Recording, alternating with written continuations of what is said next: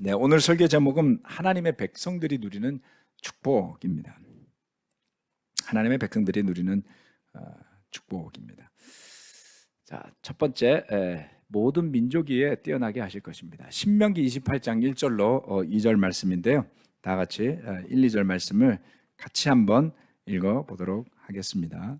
다 같이 읽겠습니다. 시작.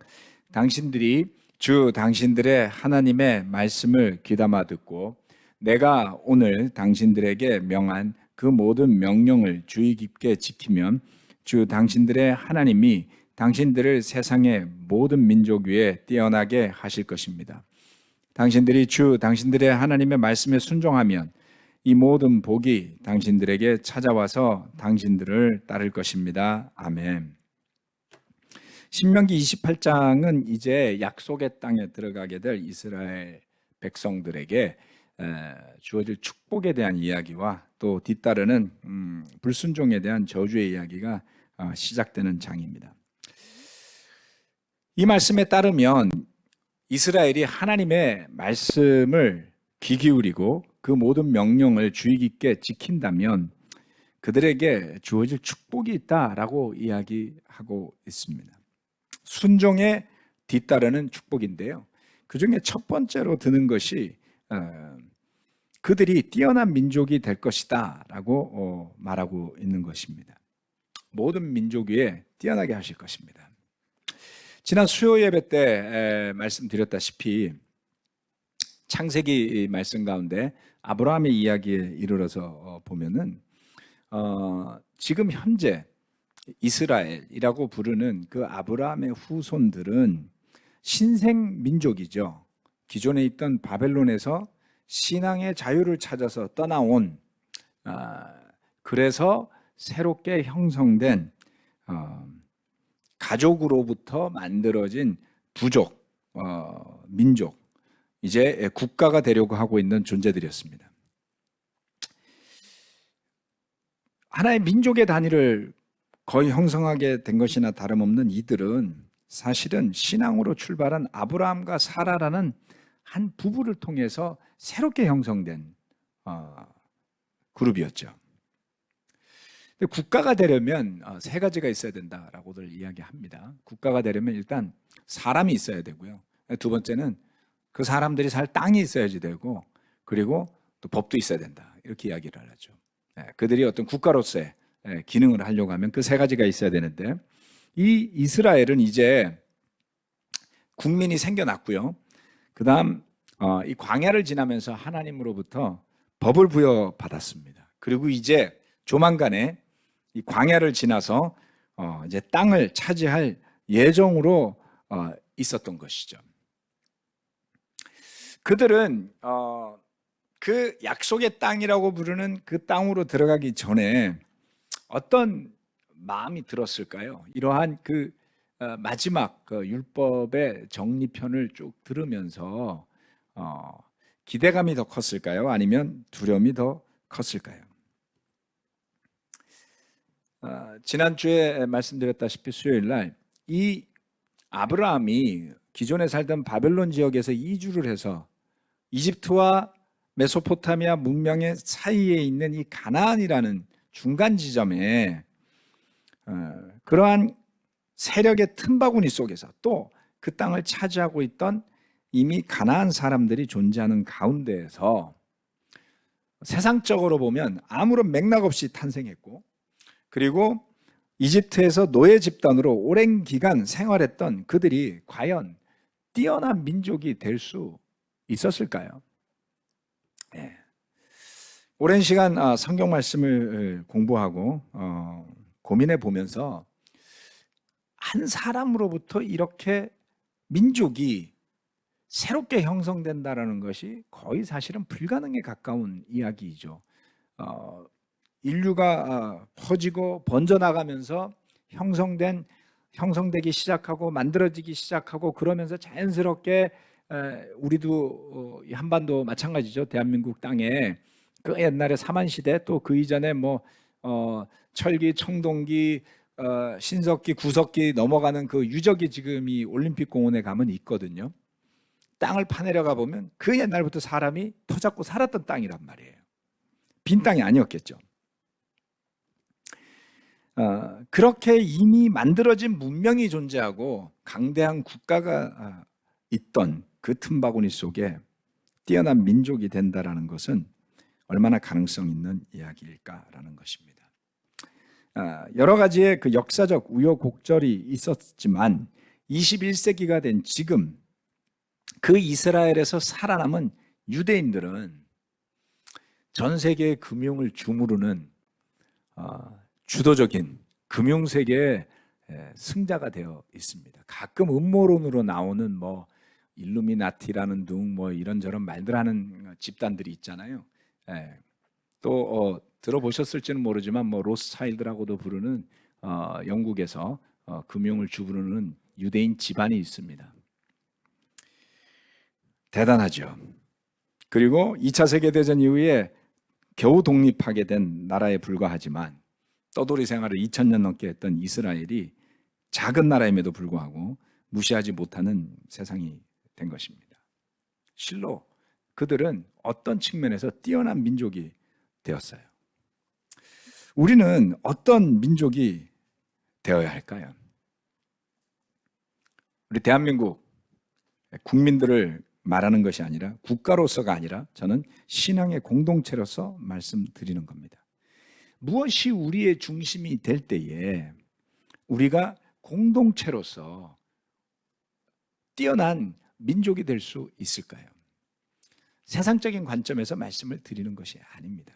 하나님이 주시는 축복 가운데 하나님께서 이스라엘을 뛰어난 민족이 되게 하시려는 이유가 그 가운데 있었던 것이거든요. 만약 우리가 자꾸 우리 눈이 세상으로 돌아가고 우리의 관심이 자꾸 주변으로 돌아가게 된다면 그 일은 먼 일이 될 것 같습니다. 그러한 것보다 우리가 해야 할 일 중에 아주 중요한 것은 주님의 명령에 귀 기울이는 것입니다. 주님이 하신 말씀을 귀담아 듣는 것이죠. 그것으로 인해서 우리가 그 말씀을 귀담아 들을 때에 그 말씀이 우리의 생각과 우리의 머리와 우리의 마음과 우리의 몸과 우리의 삶으로 스며들게 될 때 우리가 짊어지고 이루면서 가야 할 사명을 분명하게 발견하게 될 것입니다. 그럴 때 비로소 우리가 신앙을 가진 공동체로서 교회라는 하나의 집단으로서 그 하나님께서 만들어주시는 뛰어남의 경지에 갈 수 있다라는 것입니다. 다시 한번 거듭 말씀드리지만 세상적인 관점에서의 뛰어남을 말씀드리는 게 아닙니다, 여러분. 신앙의 관점에서 뛰어날 길이 그 말씀에 들어있더라는 것을 생각해 보는 것입니다. 두 번째, 성읍과 들에서 복을 받을 것이다 라고 말씀하고 있습니다. 이 말씀 저희 아버지가 늘 설날 때 설교해 주시는 말씀 중에 하나인데요. 성읍에서도 들에서도 복을 받을 것입니다. 신명기 28장 3절로부터 7절까지 다 같이 이것도 한번 읽어보도록 하겠습니다. 28장 3절로 7절 말씀입니다. 시작. 당신들은 성읍에서도 복을 받고 들에서도 복을 받을 것입니다. 당신들의 태가 복을 받아 자식을 많이 낳고 땅이 복을 받아 열매를 풍성하게 내고 집짐승이 복을 받아 번식할 것이니 소도 많아지고 양도 새끼를 많이 낳을 것입니다. 당신들의 곡식 광주리도 반죽 그릇도 복을 받을 것입니다. 당신들은 들어와도 복을 받고 나가도 복을 받을 것입니다. 당신들에게 대항하는 적들이 일어나도 주님께서는 당신들이 보는 앞에서 그들을 치실 것이니 그들이 한 길로 들어왔다가 7길로 뿔뿔이 도망칠 것입니다. 이 복들은 아주 독특한 복이에요. 성읍과 들에서 복을 받을 것이다. 6절 말씀에 가면 들어와도 복을 받고 나가도 복을 받을 것이다. 이거 순복음교회에서 굉장히 많이 강조하는 거였죠. 자, 성읍이란 도시와 같은 곳입니다. 사람들이 모여 사는 도시와 같은 곳인데요. 들이라고 한다면은 농사를 짓거나 가축을 기르는 곳이었습니다. 즉, 이 말씀은 어떠한 형태의 삶을 산다 할지라도 거기에 주님의 축복이 있을 것이다 라고 말씀하는 겁니다. 창세 때 하나님께서 모든 사람에게 일반적으로 주신 축복이 있어요. 예. 번성하라는 겁니다. 번성하라는 겁니다. 그래서 그것을 여러분이 문제로 생각하실 이유가 없어요. 하나님께서는 이미 이 땅을 만드실 때 사람들에게 먹고 살 것들과 번성할 수 있는 모든 환경을 주셨다라는 것입니다. 이 말씀에 나오는 것처럼 자식을 많이 낳고 이건 요즘에는 워낙 비용이 많이 든다고 우리 대한민국 사는 젊은 사람들은 자식을 잘 안 낳으려고 하죠. 땅이 복을 받게 되고 열매를 풍성하게 낸다. 집짐승까지도 복을 받아서 잘 번식할 것이다. 야곱의 삶이 이것을 증명하고 있죠. 심지어는 곡식 광주리도 반죽 그릇도 복을 받는다. 이게 무슨 말입니까, 여러분? 여러분 집안에 그릇들 많죠? 그 그릇까지도 복을 받는다고 생각해 보셨어요? 이 말씀을 읽어도 그렇게까지는 와닿지 않죠. 야, 얼마나 복이 흘러 넘치면 집안에 그릇까지 복을 받겠어요. 이거는 다르게 해석할 수 있는 내용이 없습니다. 진짜 복이 흘러 넘치는 거죠. 들어와도 복을 받고 나가도 복을 받는다. 복이 그냥 따라다니는 거예요. LA에 가면은 인앤아웃 버거라는 햄버거 집이 있습니다. 그 굉장히 맛있다고 추천해주고 꼭 먹어보라고, LA에 가면 꼭 먹어보라는 버거 중에 하나가 이거거든요. 저는 사실 그다지 맛있게 느끼진 않는데 인앤아웃 버거가 유명한 이유가 두 가지가 있습니다. 하나는 재료가 싱싱하다, 신선한 재료를 쓴다라는 거고요. 두 번째는 값이 저렴합니다. 그래서 한 세 사람이 먹어도 한 10,000원이면 돼요. 싸죠? 우리나라 햄버거 하나가 한 7천 원 하지 않나요? 네, 그래서 인앤아웃 버거 저번에 우리 목사님들 회의 가가지고 제가 점심 내겠다고 그랬더니 버거 먹으러 가자는 거예요. 그래서 여기 가서 제가 버거를 내고 보니까 10,000원 돈밖에 안 들어갔더라고요. 그래서 점심 산 게 좀 무색했습니다. 인앤아웃, 아마 저 버거 사장이 이 신명기 말씀을 보고 했던 것 같아요. 들어와도 복을 받고 나가도 복을 받는다. 인앤아웃 블레싱이에요. 즉 이 말씀은 당시의 기준으로 봤을 때 모든 경제 생활이 보장되고 번창할 것이다 라는 축복인 것입니다. 심지어는 그들을 대적하는 적들을 주님께서 치실 것이다 라고 했습니다. 아브라함에게 주어졌던 축복의 연장선상이죠. 그를 축복하는 자를 주님께서 축복하시고 그를 저주하는 자를 주님께서 저주할 것이다 라는 축복의 연장선상에 있는 것입니다. 우리가 만약에 굳건한 믿음이 있다면 얼마나 안심하고 살 수 있겠습니까? 사실 학자들이 이야기하는 것들은 이런 것들이 있습니다. 현대인들이 위협으로 느끼는 일들의 95%는 일어나지 않는 일들이라는 거예요. 스트레스를 많이들 받는데요. 대부분 사실은 일어나지 않을 일들을 위협으로 느낌으로써 그러한 불안함 때문에 일어나는 스트레스로 건강도 해치고 많은 문제가 생긴다는 것이죠. 옛날에 들판에서 사자를 만나면 정말 죽을 가능성이 높았을 겁니다. 사자보다 빨리 달아날 수도 없고 죽으라고 도망갔겠죠. 길 가다가 늑대를 만난다면 산속에서 위험했겠죠. 그래서 그 옛날에 원시시대의 위협은 정말 위협인데요. 요즘 위협은 정말 위협이라고 할 수는 없습니다. 직장 상사가 막 야단을 쳐요. 스트레스를 주고 힘들게 만듭니다. 그러면 여러분들 되게 스트레스 받죠. 위협감을 느끼고. 그래도 그 직장 상사가 여러분을 그날 자를 수도 없어요. 시간도 오래 걸리고요. 요즘 말 함부로 잘못하면은 진정서를 넣으면은 문제가 되더라고요. 네, 부하 직원들한테 말 함부로 해도 요즘 문제되는 거 아시죠? 말 잘못하면은 성적인 문제까지도 비하게 될 수도 있습니다. 경제적인 문제를 생각하더라도 사실 우리가 그렇게 두려워하는 해고를 당한다 할지라도 다른 일도 찾을 가능성이 높죠. 뭔가 경제 활동을 할 수 있는 길들도 많습니다. 그런데 우리는 그것을 아주 심각한 위협으로 받아들이죠. 심지어는 전혀 위협도 아닌 관계에서의 조그만 충돌들까지도 우리는 위협으로 받아들입니다. 일어나지도 않을 일을 걱정하게 되고 그렇게 살아가죠. 믿음이 없을 때에는 환경이 아무리 좋다 한들 그것이 복이 되지 않습니다.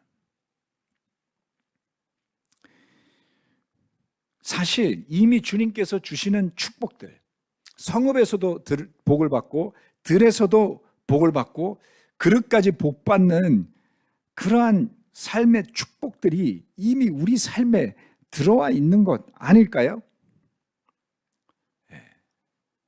주님의 말씀 안에 담겨져 있는 그 모세를 통해서 이스라엘 백성들에게 새로 주시고자 했던 그 율법의 말씀들의 정신을 살펴보면 그것은 하지 마라라는 것이 핵심이 아닙니다, 여러분. 그 율법의 핵심들은 정말 개념 없이 살던 백성들에게 어떤 것이 사람답게 사는 것인지, 어떤 것이 하나님의 창조주 하나님의 뜻에 부합한 일인지, 어떤 것이 공정한 일인지, 어떠한 것이 의로운 일인지, 어떤 것이 하나님 보시기에 기쁘고 좋은 일인지를 가르쳐 주는 것들이었어요. 결국 우리의 불안함의 근본은 우리의 신뢰와 믿음을 하나님께 두지 못하고 우리 자신에게 두는 데서부터 시작되지 않습니까? 복받지 못한 인생인 것처럼 느껴지는 그 근본에는 내가 해야만 할 것 같은 불필요한 책임감에서부터 비롯되는 것이죠. 제가 오늘 아침에 예배에 오면서 나오다가 마스크를 안 들고 나왔어요. 그래서 다시 돌아가서 제 와이프에게 마스크를 달라고 받아들고서 주일학교로 레슨하러 가는 중간에 보니까 마스크가 없어졌어요. 저희 집이 얼마나 가까운지 아시죠? 신호등 건너편에 있는데 우산 들고 가방 들고 가다가 어디서 마스크를 떨군 거예요. 속으로 이런 생각이 들었습니다. 야, 이래갖고 내가 뭐를 하겠다는 건가? 차를 타러 가려고 그러면 차 키가 늘 안 보여요. 아주 진짜 날마다 차 키를 찾느라고 난립니다. 요새는 차 시동 걸고 끄고 잠깐 내리면 차 키를 안 빼고 안에 놔둡니다. 들고 나오면 들어갈 때 또 없어요. 야, 이젠 나이가 더 들 텐데 이래가지고 어떻게 사나 하는 생각이 문득 들 때가 있습니다. 신뢰와 믿음을 제 자신에게 두고 산다면 불안해서 어떻게 살까요? 아니, 그 한 5분 되는 거리 걸어가면서 받아든 마스크를 길바닥에 흘리고 다니는 정신 나간 목사를 여러분 어떻게 믿고 같이 공동체 건설을 하겠어요? 믿으시면 안 되는 겁니다. 네. 사실 우리는 그다지 믿을 만한 존재들이 아니죠. 그런데 믿어도 되는 존재인 것처럼 말하면 거기에 오만이 있고 거기에 저주가 있는 겁니다, 여러분. 축복이 저와 여러분에게 근거한 것이 아니기 때문에 그렇습니다.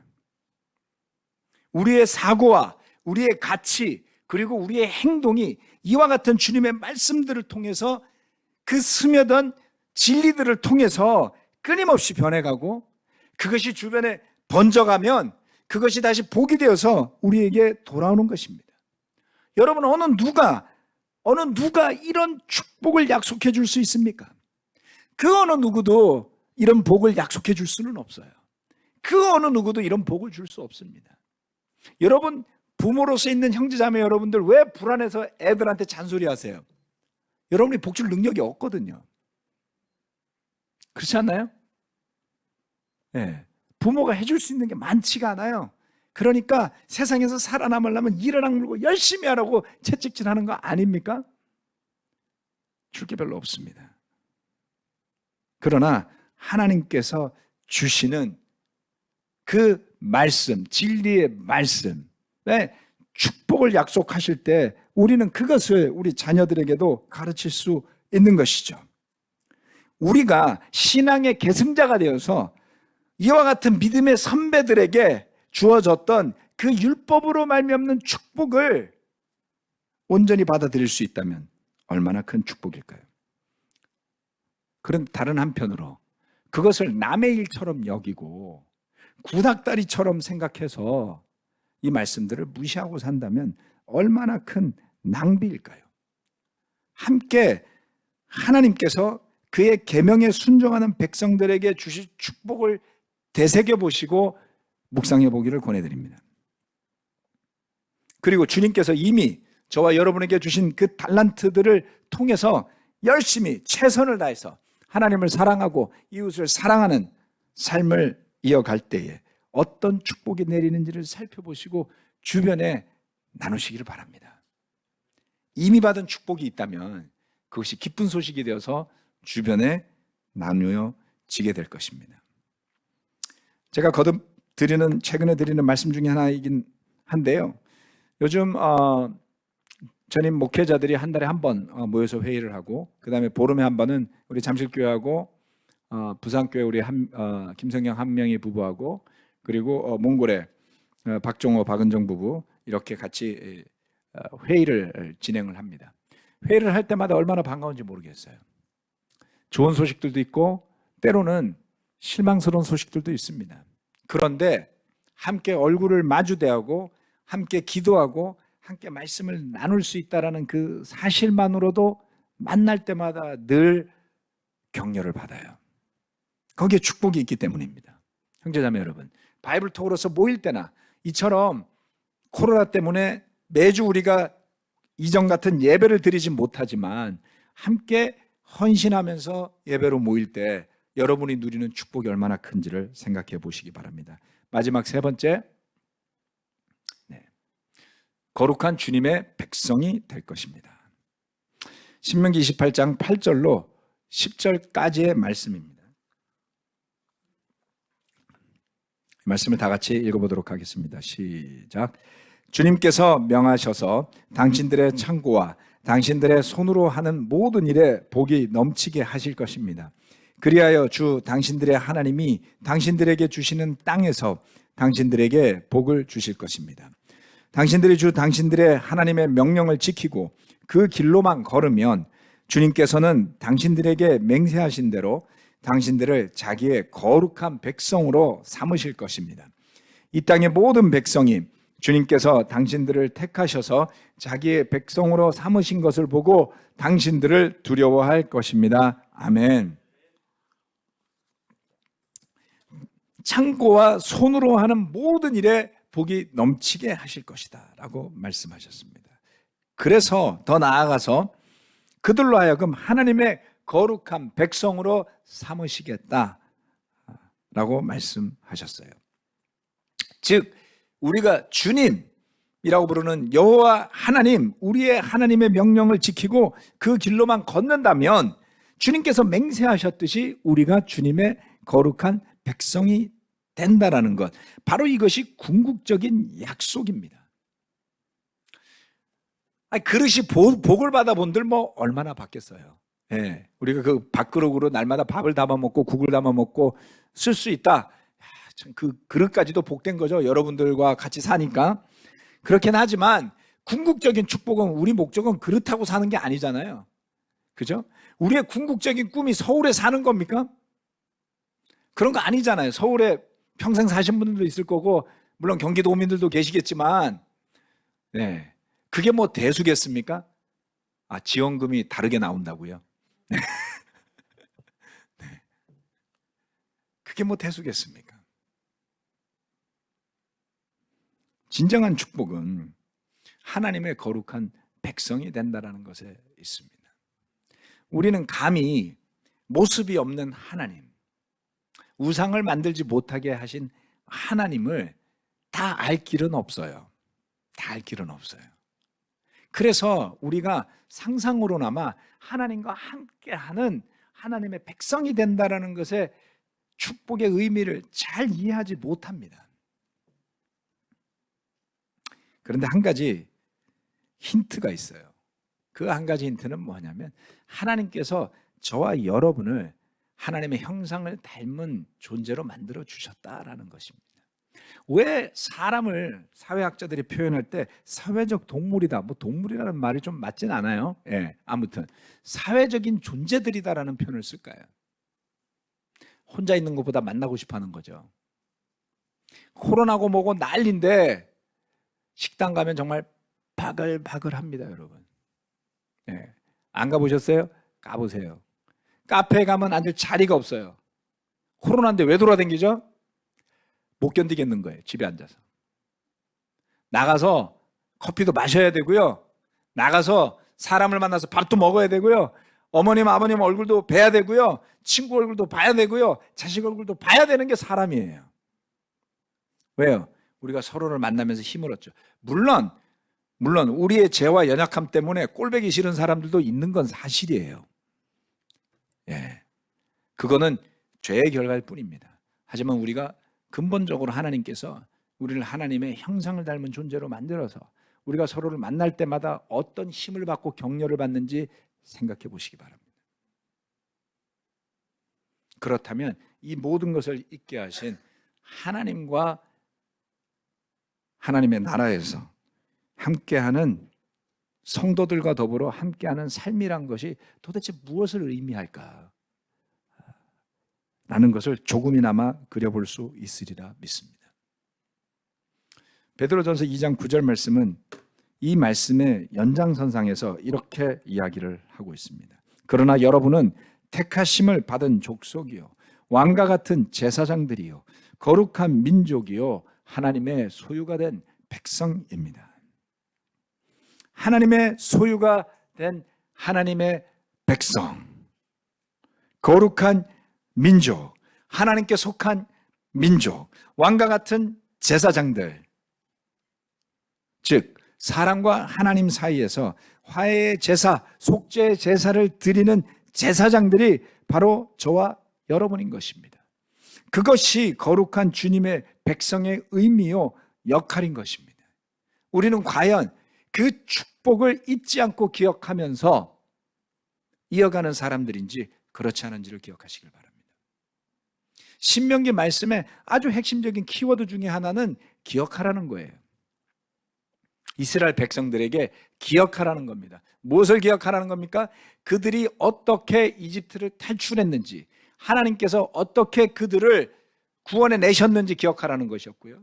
하나님께서 그들을 광야를 지나는 동안 어떻게 그 광야를 살아서 지나오게 하셨는지를 기억하라는 겁니다. 기억하지 못하는 백성에게 미래는 없어요. 믿음을 가지고 살아가는 사람들 가운데 그 믿음을 지키지 못하고 그 믿음을 포기하거나 본인이 누려왔던 축복에서 떠나는 사람들을 저는 많이 봐왔습니다. 안타까운 일이에요. 여러 가지 이유가 있을 수 있겠지만 안타깝게도 본인이 겪은 어려움이 되었건 삶의 어려움이 되었건 관계의 불편함이 되었건 그것이 주님이 이미 주신 축복보다 크게 보이기 때문입니다. 까먹은 거예요. 어떤 죄를 사함받았는지, 그래서 얼마나 그것이 자유롭고 기뻤는지를 홀랑 까먹는 겁니다. 그리고 지금 느끼는 요만한 고통이 전부인 것처럼, 마치 가시가 손에 박히면 그 순간 인생이 비참하게 느껴지는 것처럼 빼면 끝이거든요.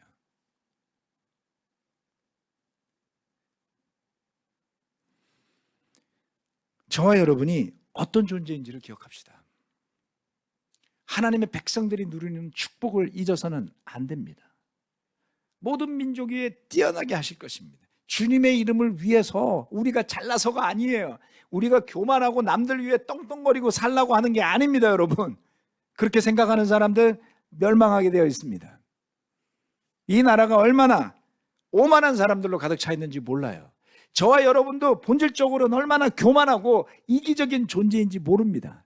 우리가 어떻게 겸손할 수 있죠? 척하는 것이 아닙니다.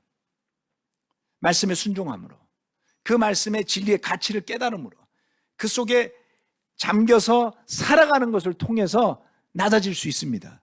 의식적으로 겸손할 수 있는 사람은 가식적인 사람일 뿐이에요. 저와 여러분은 의도하고 노력해도 절대 겸손해지지 않습니다. 하나님께서 겸손한 마음을 주실 때 자기를 인정하는 거고 낮아질 뿐이에요. 그렇죠? 모든 민족 위에 뛰어나게 하실 때 세상적인 마음으로 받아들이지 마십시오. 두 번째, 성읍과 들에서 복을 받게 될 것입니다. 길게 보면 저와 여러분은 반드시 복을 받게 되어 있습니다. 순간순간 닥치는 어려움에서 넘어지지 마십시오. 수없이 많은 형제자매들이 때로는 어려움에 부딪히는 경우를 저는 봐왔어요. 하지만 믿음으로 인내해냈을 때 한층 더 강해지고 한층 더 깊어지는 모습들을 저는 봤습니다. 세 번째, 거룩한 주님의 백성이 될 것입니다. 비도 내리고 코로나는 좋아질 기미가 보이지 않습니다, 여러분. 올 가을이 되면 더 나빠질 수도 있어요. 백신이나 치료약이 나오지 않으면 겨울이 되면 더 나빠질 수도 있습니다. 어떻게 살아가시겠습니까? 지금도 죽겠는데 주님께 매달립시다. 아멘. 네. 우리 문재현 형제께서 좋은 이야기를 해줬습니다. 이 코로나의 와중에 어떻게 먹고 사냐고, 다 힘들기 때문에 그나마 버티는 거라고, 나 혼자만 이렇게 힘들면 못 살 것 같다고 그렇게 말씀하셨어요. 맞습니다. 우리 모두가, 전 세계가 다 어려움에 직면해 있습니다. 그런 가운데 저와 여러분이 이미 누리고 있는 축복이 힘이 되어서 힘차게 그것을 극복해 나가면서, 심지어는 더 나아가서 우리가 가진 복음이 이웃에게 전파되는 놀라운 믿음의 백성들이 되기를 바라면서 말씀 마치겠습니다. 아멘.